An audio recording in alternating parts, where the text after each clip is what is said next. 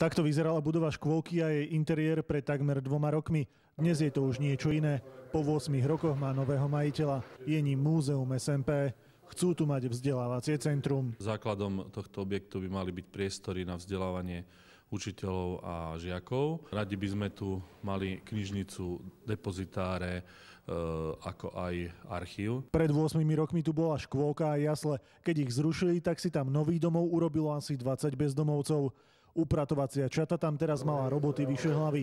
Pracovali nepretržite niekoľko dní. Všetko zdevastované, okná, proste rámy, dvere, radiátory vytrhané. Sa vynieslo asi 5 kontajnerov a asi 50-60 plných vriec. Uvedené miesto bolo jedno z najproblémovejších miest v Banskej Bystrici, pričom tu boli pravidelné výjazdy príslušníkov mestskej polície. Konečne si vydýchli aj nájomníci okolitých panelákov. Na dennom poriadku totiž mali množstvo odpadkov a výkalov. Často sa im ušli aj nadávky od opitých bezdomovcov. Konečne sa aj my všetci obyvatelia tu natešíme, že nebudeme obťažovaní bezdomovcami, že tu nebudú behať potkany. Nové poslanie by mala mať táto budova už o rok. Na to však Múzeum SMP potrebuje najmä peniaze. Tie chce žiadať z európskych fondov. Peter Hajnala, televízia Markíza.